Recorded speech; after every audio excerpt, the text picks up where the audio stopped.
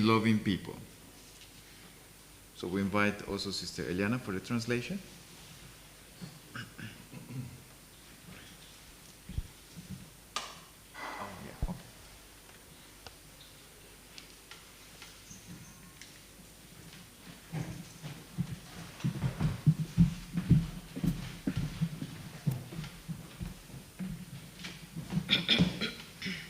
Test mic. Am I working? Hallo? Ja. Test mic. 1, 2, 3. Is it good? It's okay? Test 1, 2, 3. Test 1, 2, 3.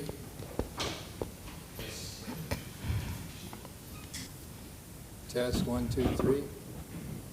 4, 5, 6. 7, 8, 9. Okay? All is good? All right. Praise the Lord. All right. Good morning. Goedemorgen. Hope everybody slept well. Ik hoop dat iedereen goed heeft kunnen slapen. I slept unusually late this morning to 8:45. That's never happened to me in years. Ik sliep wat later dan normaal, 9:15, maar nog steeds ben ik hier. But that's because of my jet lag. My whole system is messed up. Dat komt door de last van jetlag. Okay. Before we begin, let's kneel and have a word of prayer. Voordat we beginnen zullen we bidden. Our Father in heaven, Onze Vader in de hemel, we're thankful you have awoken each one of us to a new day of life. we danken u dat u ons vandaag heeft wakker gemaakt. We earnestly pray your Holy Spirit will be our portion today. We vragen dat uw Heilige Geest uitgedreven mag worden. That you will send him to be our teacher. En dat hij ons leraar mag zijn. So bless our time together this morning. Zegen onze tijd hier samen. And touch my lips and help me to be just a mouthpiece for the heavenly manna. En raak mijn lippen aan, Vader, zodat ik geleid door u mag worden. In Jesus' name we pray. In Jezus' naam we bidden. Amen. Amen.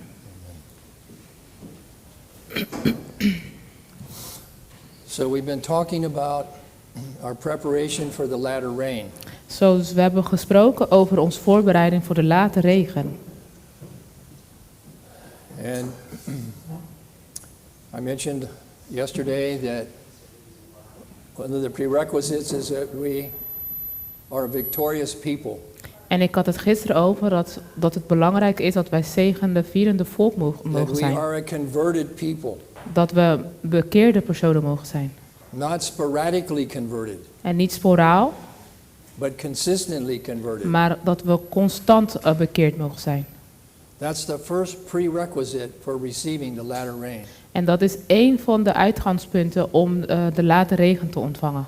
If we're walking with Jesus, Als we met Jezus wandelen, if we are abiding in the vine, als wij in zijn omgeving zijn, if we are connected to our Savior, als we geconnecteerd zijn met onze redder and we are truly converted, en wij zijn waarlijk bekeerd, then we are prepared dan zijn we voorbereid to receive the latter rain when God pours it out. om de late regen te ontvangen wanneer deze wordt uitgestort.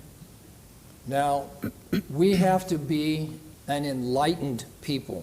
Nou, we moeten zijn personen die verlicht zijn. That means we need to understand God's word, En dat houdt in dat we Gods woord moeten begrijpen. and we need to be able to articulate it or to share it or to speak it En we moeten capabel zijn om het goed te kunnen articuleren of te kunnen delen. not only theoretically, Niet alleen maar theoretisch, but experientially as well. maar ook uit ervaring. Because people are not so much interested in what we say, Want meestal zijn mensen niet zo geïnteresseerd in hetgeen wat we zeggen, but they pay attention to what we are. maar ze letten op wat wij doen. Okay, if our words and our actions don't match up, Want als onze woorden en onze acties niet samen zijn, then it's a disconnect. dan zie je dat het niet één is. And people are very quick to discern that. En mensen zijn gauw geneigd om daarover te oordelen. All right, 2 Timothy 2, you know this text, We gaan naar 2 Timotheus, verse 15. vers 14. Study 2 Timotheus to 2, show vers thyself 14. approved unto God, a workman that needeth not to be ashamed, rightly dividing the word of truth. Breng deze dingen in herinnering en bezweer hun ten overstaan van de Heer dat zij geen woordenstrijd voeren. Okay, the question is, De vraag is, how much are we studying? hoeveel studeren wij? How much time are you spending with the Lord? Hoeveel tijd besteed je met de Heer? Job said in Job 23:12, Job zegt in Job 2... Nee, Job hoeveel? How much? Job 23:12, 23:12. I have esteemed thy word, the words of his mouth, more than my necessary food. Het gebod van zijn lippen heb ik niet weggedaan, de woorden van zijn mond heb ik verborgen, meer dan het mij toegewezen deel. So we all just had a breakfast this morning We hebben deze ochtend alle ontbeten, because we know we needed it. omdat we weten dat we dat nodig And hebben. if we skip it, Als we dat overslaan, we're going to be hungry. dan zullen we honger hebben. Did you skip your spiritual breakfast this morning? Heb je vanochtend je geestelijke ontbijt overgeslagen? Well, it's not a good idea. Nou, dat is geen goed idee. Okay.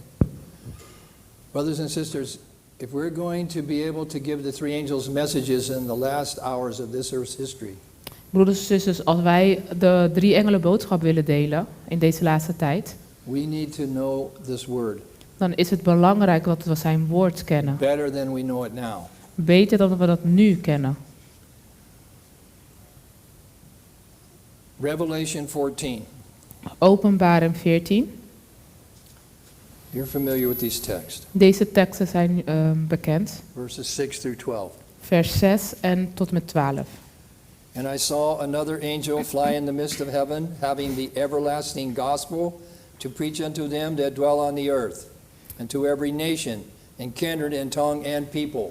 En ik zag een ander engel die hoog aan de hemel vloog. En hij had het eeuwige evangelie om dat te verkondigen aan hen die op de aarde wonen en aan alle naties, stam, taal en volk.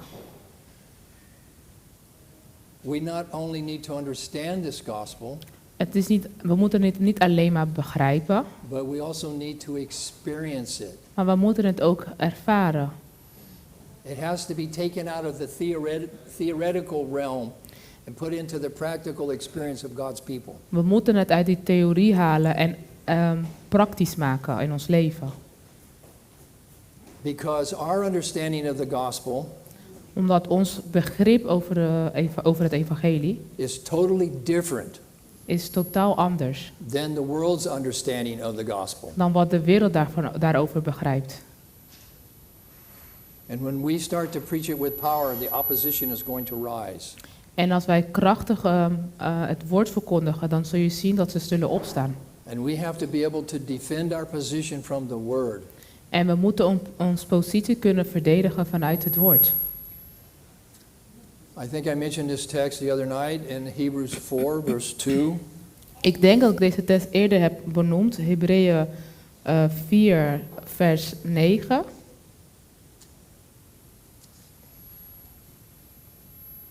For the gospel was preached, for unto us was the gospel preached, Hebrews 4, 2. Oh, sorry, Hebreeën 2, 9. For unto us was the gospel preached as well as unto them. Heb je een toe? Hebrews 4, Oh, voor. verse 2. Hebreeën 4, 2. Yeah. For Want- unto us was the gospel preached as well as unto them. The us is us. Want ook aan ons is het evangelie verkondigd. Het ons zijn wij. And the them was the Jews. En zij zijn de Joden. How was the gospel preached to the Jews? Hoe is het evangelie verkondigd aan de Joden? Through the sanctuary service. Door middel van het heiligdomsboodschap, leerstelling. Turn with me to Galatians. We gaan naar Colossians? Galatians. Galaten In 3 verse 8. 3, 8. And the scripture foreseeing that God would justify the heathen through faith preached before the gospel unto Abraham, saying, in thee shall all nations be blessed. En de schrift die voorzag dat God uit het geloof de heidenen zal rechtvaardigen, verkondigde, eerstijds aan Abraham het evangelie. In u zullen al de volken gezegend worden. So the gospel was preached to us, to the Jews, to Abraham, Dus het evangelie is verkondigd aan ons, aan de Joden, aan Abraham. and it goes all the way back En we gaan terug to the Garden of Eden. naar de tuin van Eden. Now let me find this text that I'm looking for. Genesis chapter 4. Genesis 4.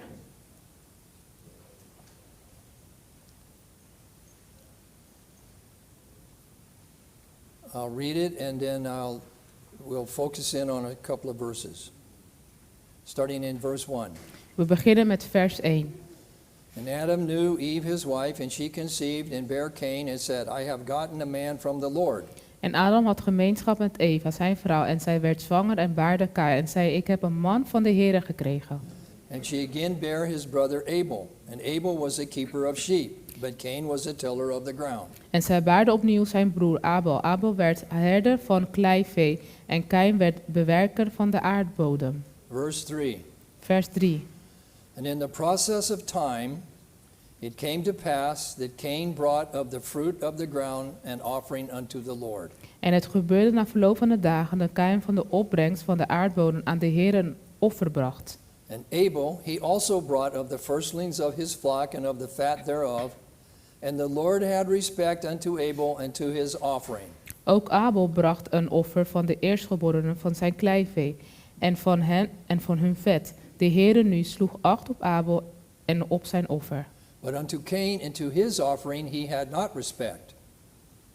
And Cain was very wroth, and his countenance fell. Maar op Kain en op zijn offer sloeg hij geen acht. Toen ontstak Kain in grote woede en liet hij zijn hoofd zakken.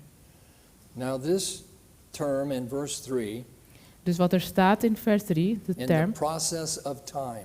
in het proces van tijd. The margin in the English reads at the end of the days. In het Engels staat aan het einde der tijd. In de loop van de tijd. What is the end of days? Wat is de eind der tijd? In the weekly cycle, what is the end of days? Als we kijken naar een week, wat is de einde dag? De einde van de week? The Sabbath. Yeah. De Sabbat. They're coming to the gate of the Garden of Eden. They can't get in, but they can come to the gate. Ze komen bij het Hof van Eden. Ze kunnen niet binnentreden, maar ze komen daar. And there they're worshiping God. En daar aanbidden ze God. Okay? And they understood the Sabbath. En zij begrepen over de Sabbat. And in the process, at the end of days, they come to the gate to worship the Lord with their offerings. Oké, en ze begrepen ook dat het eind van de week horen ze daar te komen om te aanbidden en ook hun offers te brengen. One brought an offering of what God said, De een bracht een offer over wat God had gevraagd. and the other brought an offering of I think. En de ander had een offer gebracht van ik denk. God said, but I think, oh, I'm just going to bring the fruit of my tillage, Ja, my gardening. de ene zegt ja, ik denk ik breng wel even mijn fruit van mijn tuin. And God accepted one and rejected the other. Maar de Heer heeft één geaccepteerd en de ander geweigerd. This is why it's called an everlasting gospel. En dit is waarom dit wordt genoemd de einde der tijdboodschap. And it goes even back further, En het gaat zelf verder, because in a time past, in eternity past, want als we teruggaan in de tijd, in het verleden, this plan was already in the mind of God. was deze plan al in Gods gedachten. It's everlasting. Zijn laatste boodschap, It's eternal. zijn eeuwige boodschap. So we have to preach the everlasting gospel Dus dit boodschap, de eeuwige boodschap, moeten we verkondigen. in a way that people have never heard it or seen it before. Op een manier dat mensen nooit eerder hebben gehoord of gezien. Verse 7, saying with a loud voice, fear God and give glory to him, for the hour of his judgment is come, and worship him that made heaven and earth and the sea and the fountains of waters. Vers 7. Verse 7. En, Revelation 14:7. oh. 14, 7. En hij zei met een luide stem, vrees God en geef hem eer, want het uur van zijn oordeel is gekomen en aanbid hem die de hemel, de aarde en de zee en de waterbronnen gemaakt heeft. This has a number of elements in it. De benoemt een bepaalde nummer benoemt het. Fear God. Vrees God. This is the same as we read in Exodus 20, verse 20. Dit is hetzelfde wat we hebben gelezen in Exodus 20:20. Not the kind of fear that this kind of a fear. Niet een vrees waarvan je echt bang bent en niet durft daar te zijn. But a fear that respects God for who he is. Maar een vrees dat je de Heer respecteert en accepteert voor wie hij is. And give glory to him. En dat je hem de heerlijkheid geeft. How do we give glory to God? Hoe doen we dat? By revealing his character in us. Door zijn karakter te weerspiegelen. When people see it in us. Wanneer mensen het in ons ziet. And when they see it, En wanneer ze het zien, they are attracted. dan worden ze aangetrokken. And they realize there's something different. There's something different. En dan zullen ze zeggen, er is wat anders in die persoon. When I was first coming to the faith, 50 years ago, 50 jaar geleden, toen ik voor het eerst in het geloof kwam. I really didn't know much about Adventists and what they believed or taught or anything. Ik wist toen niet zoveel over het Adventisme en wat ze geloofden. But I was hanging around them. Maar ik ging wel met ze om. And I could see En ik kon zien there's something different about these people. dat zij anders waren. There's just something different. Het was wat anders. They're not like all the other people I see in the world. Zij waren niet hetzelfde als de andere mensen die ik zie in de wereld. They're intelligent. Ze waren intelligent. They have beautiful women. Ze hebben mooie vrouwen. Well, we do. Dat hebben we. We do. They're talented. Ze zijn getalenteerd. They dress nice. Ze zien er netjes uit. They live in nice homes. Ze wonen in mooie huizen. They have families that are united. Ze hebben familie die verenigd I zijn. could see these things. Ik kon deze dingen zien. Okay. And I was attracted to that. En dat trok mijn aandacht. Yeah, I like some of that Ik zei, oh ja, dat vind ik wel mooi. because I was in the world. Omdat ik in de wereld was. I was used to everything opposite. Ik was gewend aan het This tegenovergestelde. was attractive to me. Dus dit was aantrekkelijk voor mij. We should be like flowers We moeten als bloemen zijn. that smell really good. Die heerlijk ruiken. What kind of fragrance do we exude? Wat voor geur geven we af? Is it attractive to people? Is het aantrekkelijk voor mensen? Or do we smell like skunks? Of ruiken we naar iets wat niet fijn ruikt? Okay, Lenneke, Oké, Lenneke, tell us about your skunk experience. vertel ons over jouw ervaring. What did you think?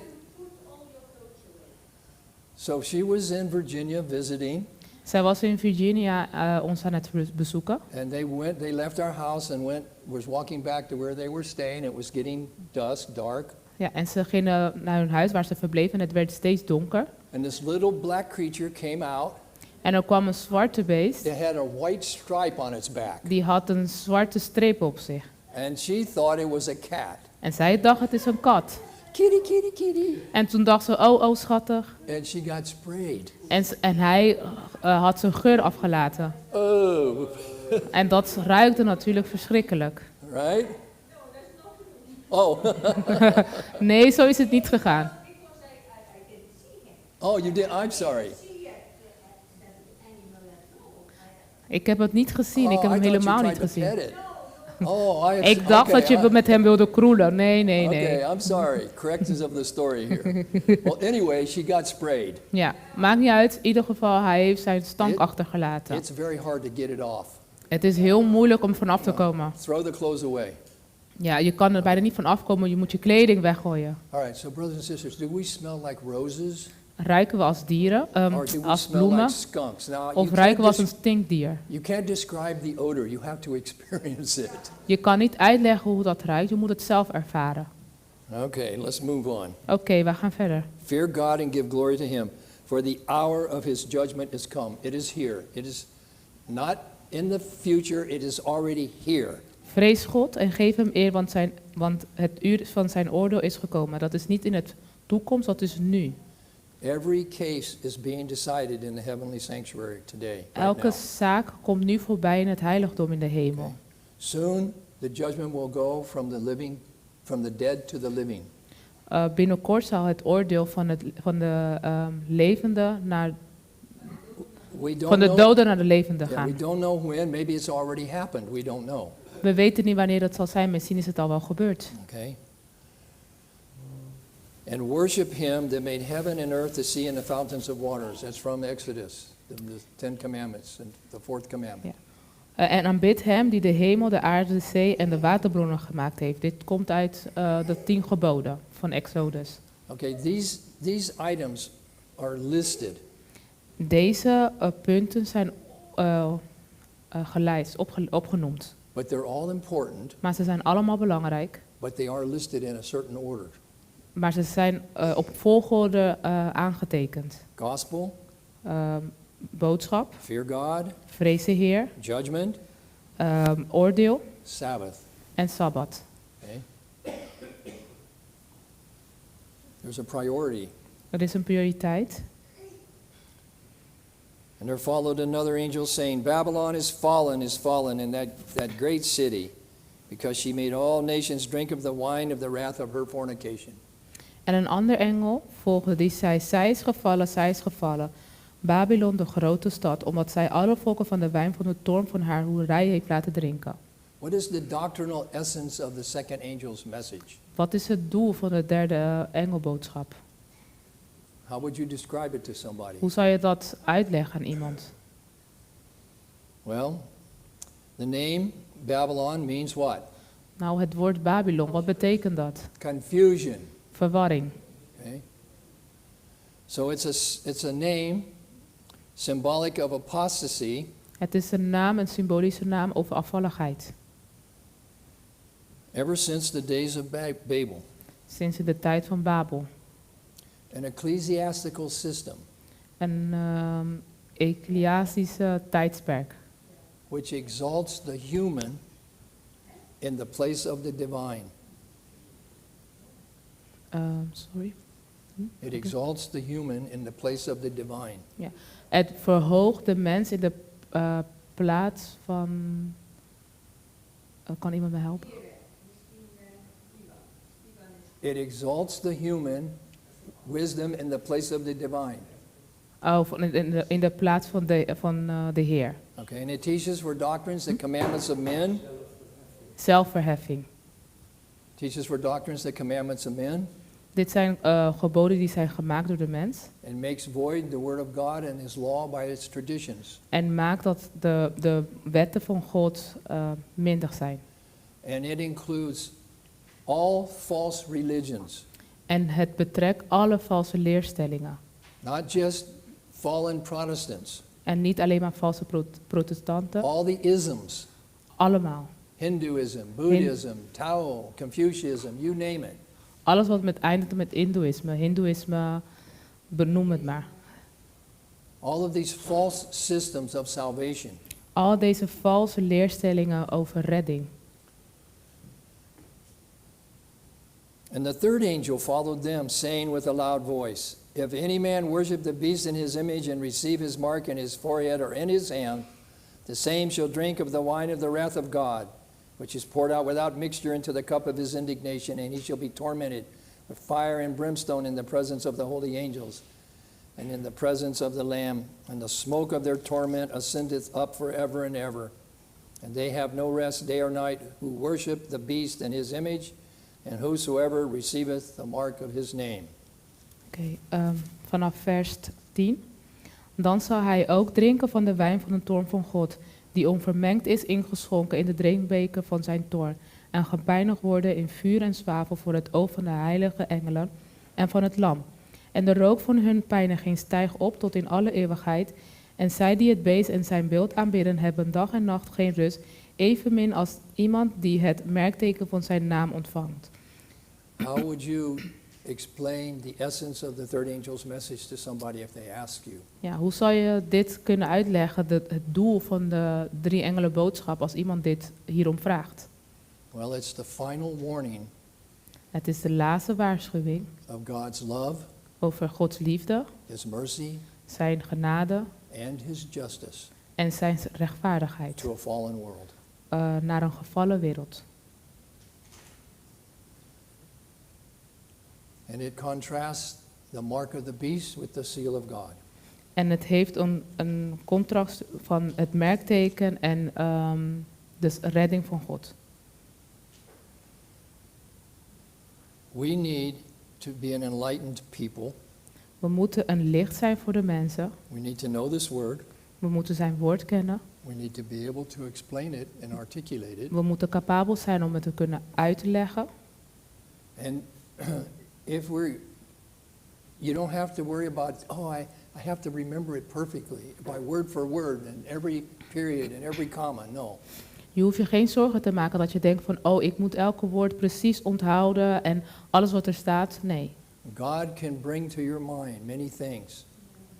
God kan in je gedachten heel veel dingen brengen. But you need to have an understanding. Maar je moet wel een begrip erover hebben. And God can make that understanding blossom. En God kan het mogelijk maken dat het gaat bloeien. When we're called upon to stand in defense of our faith, Als we geroepen worden om onze geloof te verdedigen, take no thought what you shall speak. maak je geen zorgen over wat je zal spreken of It aantekeningen. shall be given to you in the selfsame hour. That's God's promise. Maar het zal je geven op hetzelfde moment. Dat is Gods belofte. This is a quotation from Patriarchs and Prophets 599. Studied and obeyed, Studeer en wees the gehoorzaam. word of God Het woord van God would give to the world dat aan de wereld is gegeven. men of stronger and more active intellect Mensen die krachtig zijn en meer intellectualiteit hebben. than will the closest application to all subjects Dan zal het dichtbij zijn de applicatie van that, alle objecten. that human philosophy embraces. Dat de menselijke filosofieën omarmen. So this word Dus dit woord will raise you above zal je verhogen. all the D's, Al de warrigheid, the PhD, the MD, the DVD, whatever D you want, this word will raise you above it.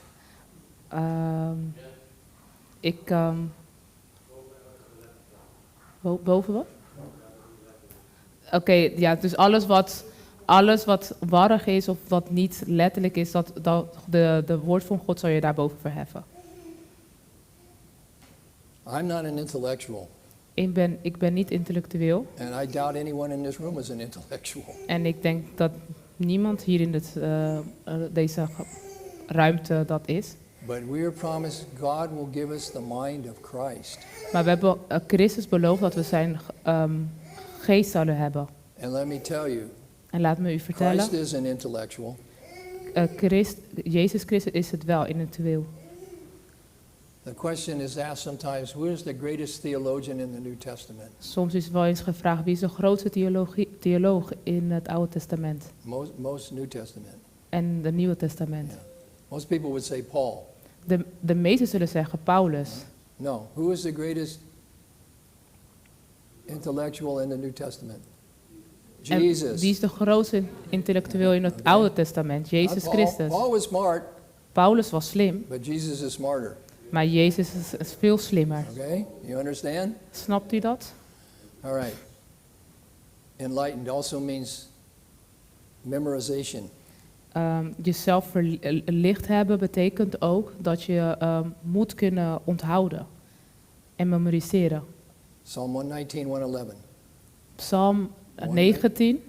119, Ja. 119, Oh, 111. oké. Psalm 119, 11. You know this text? Herkent u deze tekst? Thy word have I hid in my heart, that I might not sin against thee. Ik heb uw beloften in mijn hart opgeborgen, opdat ik tegen u niet zondigt. Deuteronomy 6:6. Jeremia's 6:6. 6:6. And these words which I command thee this day shall be in thine heart. Want Here. Deuteronomium. Deuteronomy. Ja, Deuteronomium 6:6. These words which I command thee this day shall be in thine heart. Deze woorden die ik u heden gebied, moeten in uw hart zijn. Deuteronomy 11:18. Deuteronomium 11:18. Therefore shall ye lay up these words in your heart and in your soul. Daarom moet u deze woorden van mij in uw hart en in uw ziel printen.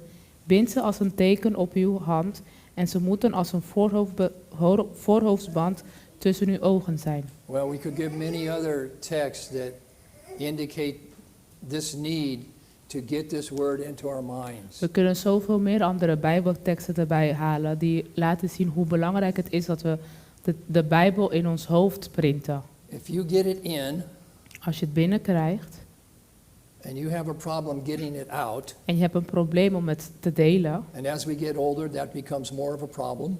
en hoe ouder we worden, wordt het alleen maar lastiger.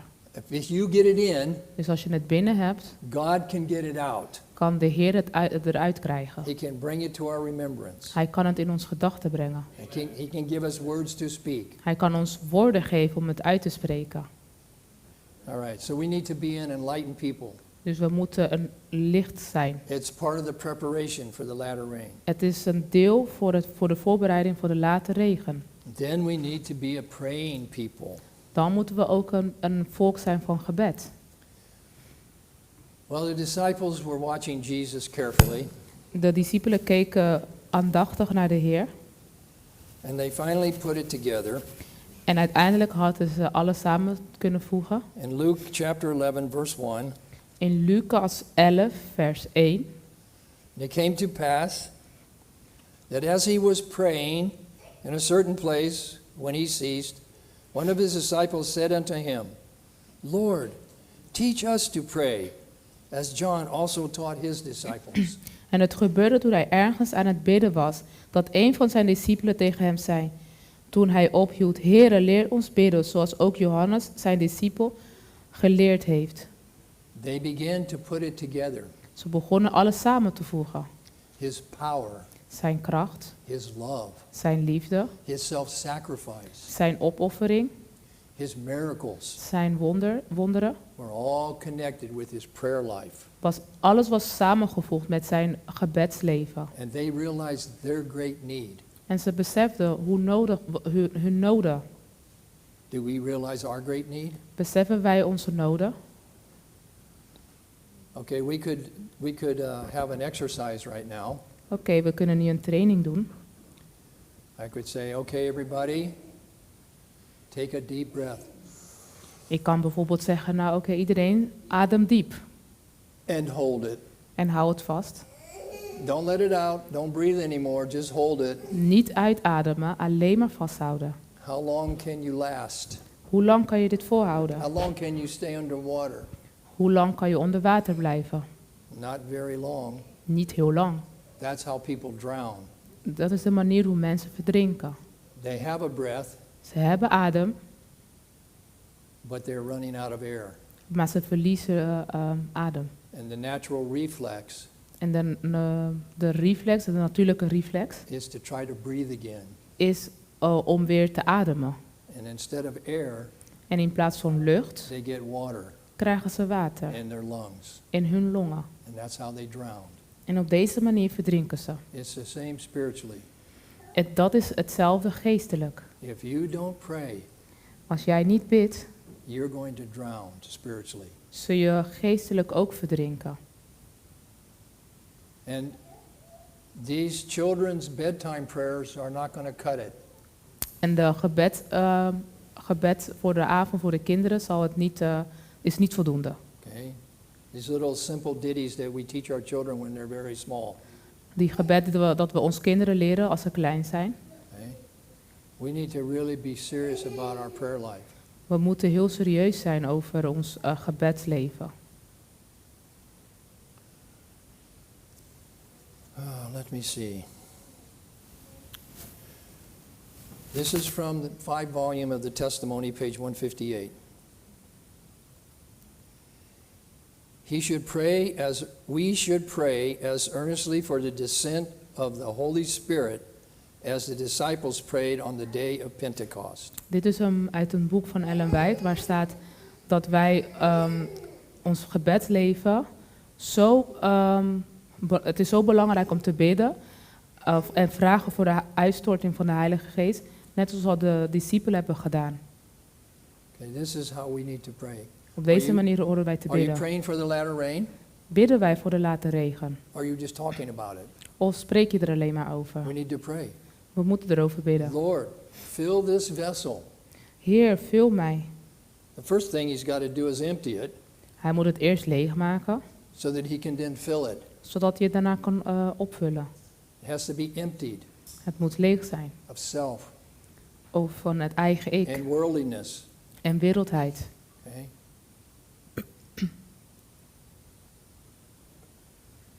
I don't want to step on any toes here, Ik wil op niemands stenen staan, but if I was to ask you a question, maar als ik jou een vraag stel, probably a lot of you would know the answer to it. velen van jullie zouden waarschijnlijk het antwoord weten.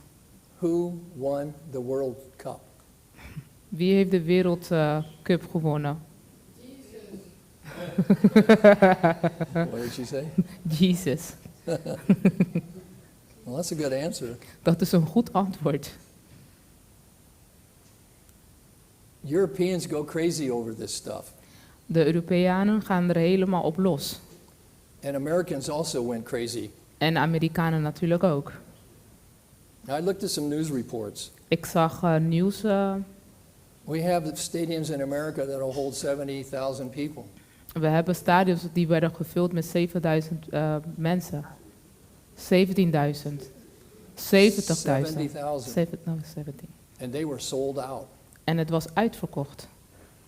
If you wanted to get a ticket in the final, Als je een eentreekaartje wilde kopen voor het finale and you waited to the last minute, en je zal wachten tot het laatste moment, you know how much it would cost? weet je hoeveel dat zal kosten?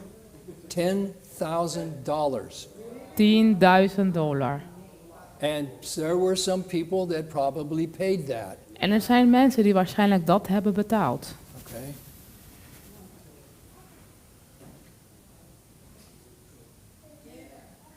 This world and everything in it, brothers and sisters, has to go. Deze wereld en alles wat erin behoort, hoort weg te gaan. So that our vessels can be cleansed Zodat onze kern schoongemaakt kan worden.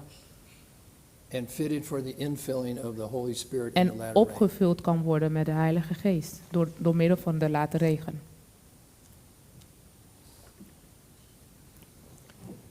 The kingdom of God suffereth violence, and the violent take it by force. Matthew 11:12.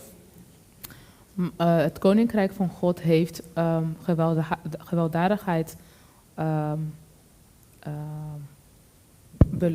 kingdom of God suffers violence, Heeft gewelddadigheid geleden. and the violent take it by force.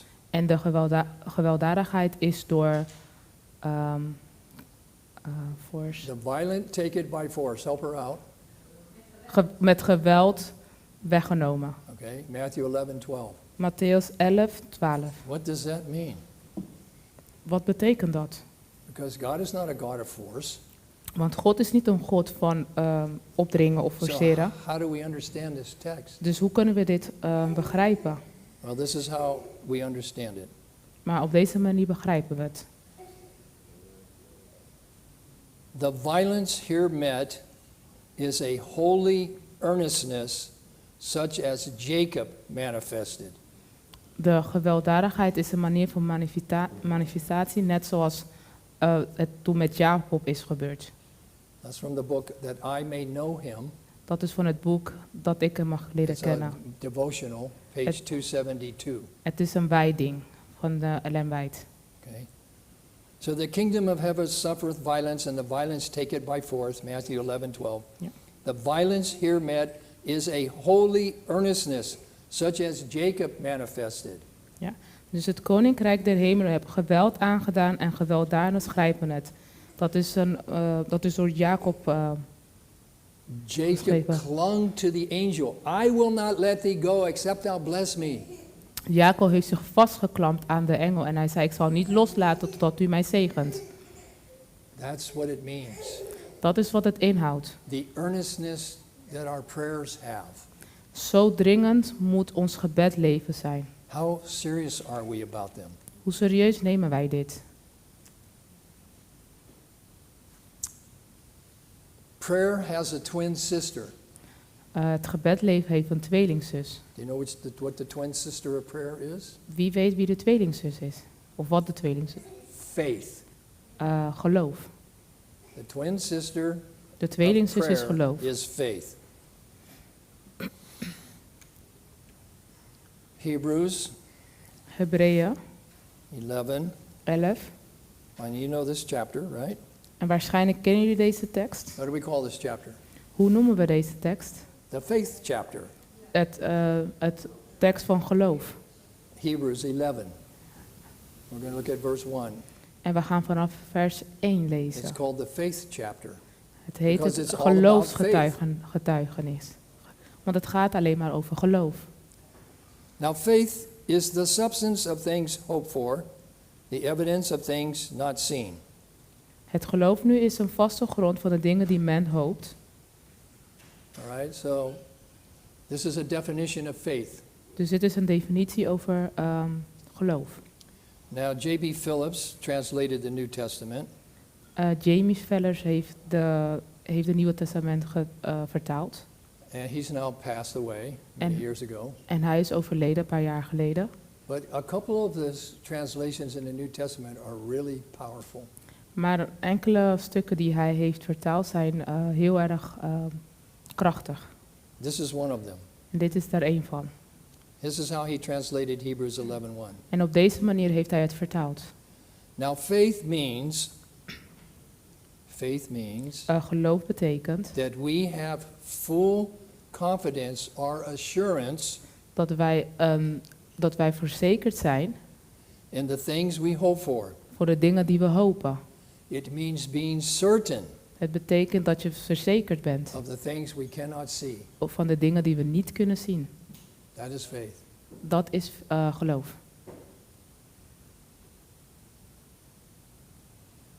In Patriarchs and Prophets, page 126, referring to Abraham.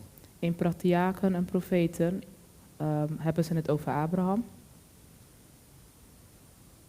I have to think about this for a second. Ik moet er hierover nadenken. I might even have this one.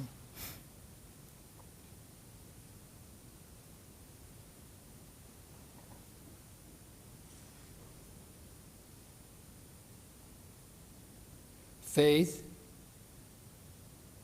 is the assurance of God's word without the least outward evidence of its fulfillment.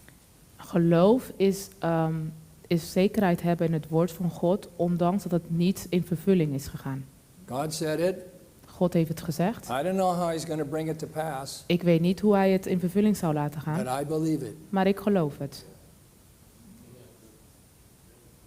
Because if he says it in his word, Omdat als hij het zegt in zijn woord, we're told 3 times in the Bible, God is not a man that he should lie. want er is 3 maal benoemd in de Bijbel dat God niet iemand is die liegt. So this word is always true. Dus zijn woord is altijd waarheid. Okay? It works under all circumstances, En het werkt voor alle omstandigheden, all situations, alle situaties. visible and invisible. Zichtbaar en onzichtbaar.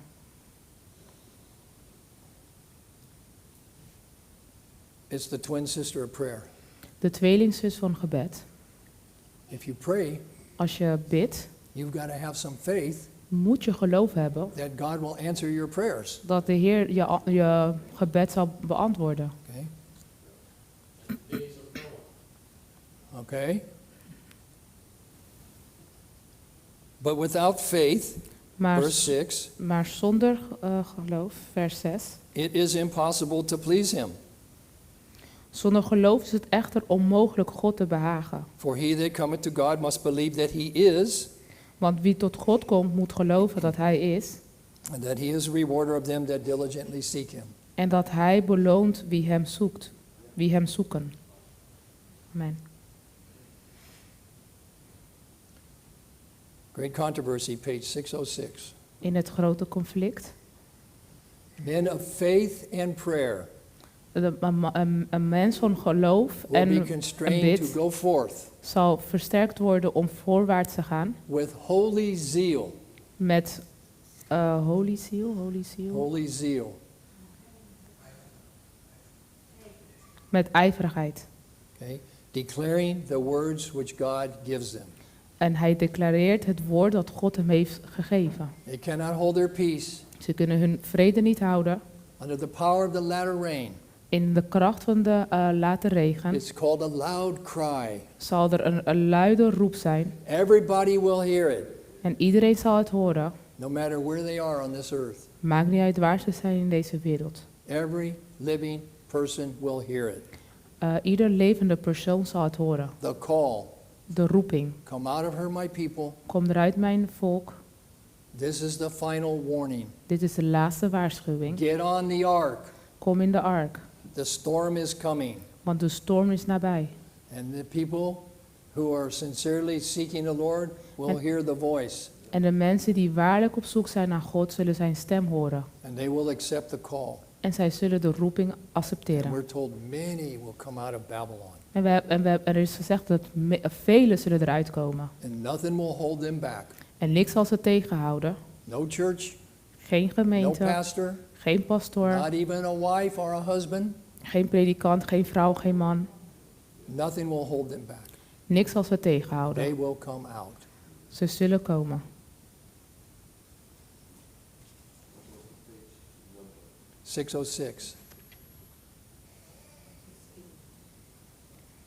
In Luke 17:5, the disciples, the apostles, said unto the Lord, increase our faith. In Lucas 17:5 staat geschreven: En de apostelen zeiden tegen de Heer: vermeerdert ons het geloof. How is your faith today? Hoe is jouw geloof vandaag? On the faith meter, Als we kijken naar een geloofmeter, 0, 0, 100. 101. Where are you at on the meter? Waar kan je jezelf plaatsen in de meter? 5, 5, 25, 25, 50, 40, 100. 101. Your faith can be increased, 100. brothers and sisters. Oh, I'm so weak in faith. Oh, come on, that's pathetic. We kunnen niet zeggen van, oh, ik ben zo zwak in geloof. Dat is zielig. There's no reason to be weak in faith. Er is geen reden om zwak te zijn in geloof. Okay? Faith can be increased. And how do you increase your faith? Geloof kan vermeerderd worden. En hoe kunnen we dat doen? Romans 10:17. Romeinen 10, Faith 17. cometh by what? Geloof komt Hearing. door het And horen. hearing by the word of God. Horen van het woord van de Heer. You want your faith meter to be at 100%? Hij wil dat je geloof in een meter 100 is. Go to the word. Ga naar het woord.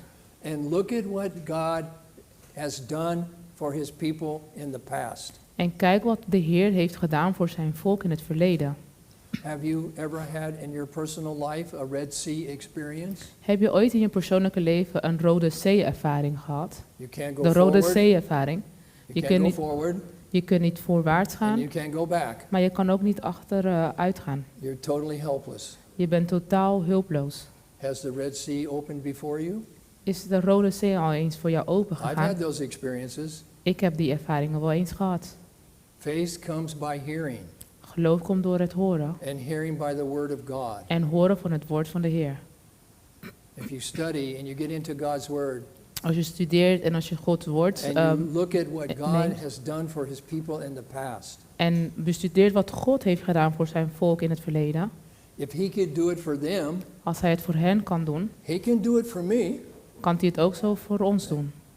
but you just have to have the experience. Maar je moet de ervaring hebben. I've had some Red Seas. Ik heb zeker Rode Zee-ervaringen gehad.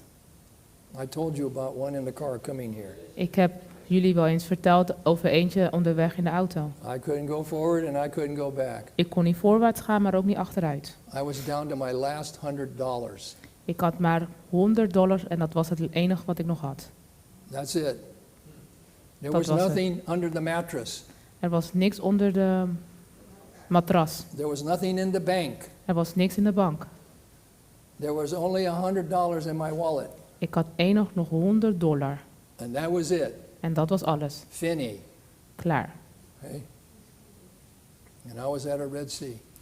En ik stond voor de Rode Well, I Zee. could tell you the story, but Ik kan je het verhaal my vertellen, time maar, is almost up. maar mijn tijd is bijna om. My wife went out to the mailbox, Mijn vrouw is naar een mailbox. and I was hoping something would come in for the ministry. Oh, mijn vrouw is naar de brievenbus gegaan en ik hoopte dat er iets uitkwam. And I said, anything? Oh, And just a letter from my parents. En ik vroeg haar, zit er iets in? Zij zei, oh ja, maar een brief voor mijn ouders. Oh, okay, that's nice. Zij zei, oké, dat is mooi. And she opened it up, En zij opende het and she pulled out a check, en ze had een check in haar handen. $5,000. $5.000. Okay? The Red Sea just opened before me. De Rode Zee ging ineens voor me open. And the thing about this $5,000, we asked this person once before to help us, and he said, don't ever ask me for money again. Click. En het bijzondere van deze $5.000 is dat wij deze check kregen en die persoon had ons gezegd, vraag mij nooit meer om hulp. And he hung up the phone on me. En hij hing de I telefoon didn't op. ask him. Ik heb hem niks gevraagd. God did that. De Heer heeft dat gedaan. God opened that Red Sea for me. De Heer heeft de Rode Zee voor mij And I've had other geopend. experiences in my ministry like that. En ik heb meer ervaring in mijn ministry zoals You die. want more faith? Wil je meer geloof? Go to the Word of God and look what He's done for His people in the past. Ga naar het woord van God en bestudeer wat hij heeft gedaan voor zijn volk in het verleden. And if He can do it for them, Als hij het voor hun kan doen and He can do it for me, en hij kan het voor mij doen, He can do it for you. hij kan het ook voor jullie doen. No questions asked. No So the- doubt. Er hoeft geen vragen te zijn en ook geen twijfels. All right. I want to end with a story. Ik wil eindigen met een verhaal. The children are dressed and ready for school, De kinderen waren aangekleed en waren klaar om naar school te gaan. but there is no food for them to eat. Maar er was geen eten om te eten. The house mother of the orphanage De moeder van het weeshuis informed George Mueller. had George Mueller geïnformeerd. George asked her to take the 300 children En hij had haar gezegd om de 300 kinderen te nemen into the dining room in de eetzaal and sit at the tables. en om aan tafel te gaan zitten. Now there's no food. Maar er is geen eten. 300 mouths. 300 monden moeten ze voeren. He thanked God Hij dankte de Heer for the food voor het eten and waited. en wachtte. George knew George wist God would provide food for the children as he always did. dat God zou voorzien zoals hij altijd heeft gedaan. Within a minute, Minder dan een minuut werd aan de deur geklopt. a baker knocked at the door. Dat was een bakker. Mr. Mueller, he said, Meneer Mulder, zei hij. last night I could not sleep. Gisteravond kon ik niet slapen. Somehow I knew that you would need bread this morning. Ik voelde dat u brood nodig zou hebben deze ochtend. I got up and baked 3 batches for you. Ik ben wakker geworden en ik heb een aantal bakken voor je I will bring it gebakken. in. Ik zal het voor u brengen. Soon, Snel. there was another knock at the door. Daarna volgde er nog een geklopt aan de deur. It was the milkman. Het was de melkman. His cart had broken down in front of the orphanage. Zijn krat was voor de weeshuis kapot gegaan, losgegaan. The milk would spoil by the time the wheel was fixed. En al het melk was verspreid voordat hij zijn auto kon repareren. He asked George if he could use some free milk. Hij vroeg aan George of hij 3 melkkannen gratis kon gebruiken. George smiled. En George glimlachte. as the milkman brought in 10 large cans of milk. En de melkman bracht 10 grote kannen melk. It was just enough for the 300 thirsty children. En dat was net genoeg voor de 300 hongerige kinderen. This was a man Dit was een man who lived and ministered by faith. die leefde en ministreerde ook in het geloof. We have to have this kind of faith, brothers and sisters, for the last days. Zulk geloof hebben we nodig voor deze laatste tijd, broeders en zusters. When every earthly support will be cut off, Wanneer elke wereldse support zal verbroken worden, when God led the children of Israel into the wilderness, wanneer God zijn volk door de wildernis laat gaan, no water, geen water and the food was running out. en het water was bijna uitgedroogd. Almost 1 million people, Bijna 1 miljoen mensen, plus flocks and herds. plus Flocks and herds. flocks and herds. Sheep and cattle. Oh, schapen en kamelen. Okay. Did God take care of that? Zorgde de Heer daarvoor? Everybody got fed. Iedereen werd gevoed. Everybody had water. Iedereen kreeg water. You want more faith? Wil je meer geloof? Go to the Word. Ga naar het woord. And your faith meter will be at 100, En je geloof zou tot 100 zijn, not at 25. niet 25. 25 is not going to cut it. 25 is niet voldoende. It's got to be 100. Het moet 100 zijn. These are necessary Dit is nodig. preparations for the latter rain. Dit is nodig om ons voor te bereiden voor de late regen. Okay? There's not going to be any health insurance anymore. There's not going to be any pension, no retirement. Your money's not going to be able to be used. Er zullen geen ziekenhuizenmogelijkheden zijn. Er zullen geen hulpzorg zijn. Je geld zal niet voldoende zijn. The gas tank's going to be empty. De benzinestations zullen leeg zijn. The electricity's turned off. De elektriciteit zal er niet zijn. Then we're going to have to live by faith. Broeders en zusters, we moeten echt leven dan in geloof. And our prayers En ons gebed are going to have to go up to the God who answers prayer. moet opstijgen naar God die antwoorden geeft. I want this experience, brothers and sisters. Deze ervaring wil ik, broeders en How about zusters. you? En jullie? God is faithful. God is trouw. He will not suffer you to be tempted above that ye are able. Hij zal er niet voor zorgen dat wij beproefd worden wat wij niet kunnen verdragen. En wat wij niet kunnen verdragen. Will with the temptation Dat we kunnen omgaan met de beproevingen. also make a way to escape. En ook al zal hij een weg maken om te kunnen ontsnappen. So have faith in God, Dus heb geloof in God. and God will bless you. En de Heer zal je zegenen. Let us get ready Laten we ons voorbereiden for the latter rain. voor de late regen. It's coming. Pray for it. Het komt eraan, bid ervoor, Work for it. werk ervoor And believe it. en geloof het. And God will bring it. En de Heer zal het brengen. It's going to happen sometime. Het zal ooit moeten gebeuren. It's going to happen in my generation. Het zal gebeuren in Or it's mijn going to happen in generatie this sister's generation. of in de Or zusterige it's going to generatie happen in the generation of this child on her lap. of in de generatie van dit kind But op it haar will schoot. happen. Maar dat zal gebeuren. Let's live and work for the Lord to hasten the day of his soon return. What do you Laten say? we leven en werken voor de Heer, want in de tijd dat er zal aankomen. May God bless us to this end. Dat de Heer ons mag zegenen in deze eindtijd, Is my prayer in Jesus' name. is mijn gebed in Jezus Christus. Amen. Amen. Let us pray. Laten we bidden.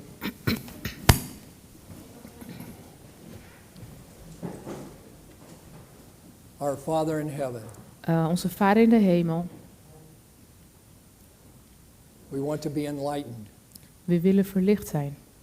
We need more than intellectual assent to truth. We hebben meer nodig dan intellectualiteit. We need an experience. We hebben een ervaring nodig. And we need faith, Lord, En we hebben geloof nodig. and prayer. En gebed. We want to prepare for the evil day that's even at the door. We willen ons voorbereiden voor de donkere dagen die voor ons deur staan. Oh Lord, take our vessels and empty them and fill them to the full. O Heer, neemt ons en maak ons leeg en vul ons. Give us your Holy Spirit without measure. Geef ons uw Heilige Geest zonder zoveel mogelijk. We thank you that you will do that for us. We danken u dat u dat voor ons zal doen. We thank you and we praise you like George Mueller before we ever saw the evidence. We danken u net als George Miller die de ervaringen heeft gezien. So encourage our hearts in the faith today. We vragen u ons, Vader, om ons hart te bekrachtigen in deze tijden. Bless our fellowship in the camp meeting. Zegent het ons tijd hier zo, Vader. Turn every eye upon Jesus. Laat alle ogen gericht zijn op u. And bless your people as we worship you, Lord. En zegen uw volk wanneer we u aanbidden. We praise you and we thank you. We aanbidden u en danken u. In Jesus' name. In Jezus' naam. Amen. Amen.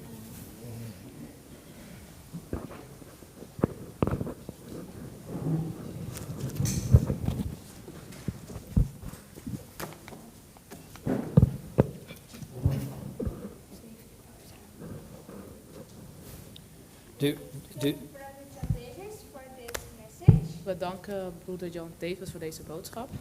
We are now going to have a break We hebben nu even pauze and we'll come back in 20 minutes. en we kunnen terugkomen over 20 minuten. And then we will have the meeting with Brother Maurice Berry. En dan zullen we verder gaan met Maurice Berry. Okay. Amen. Amen.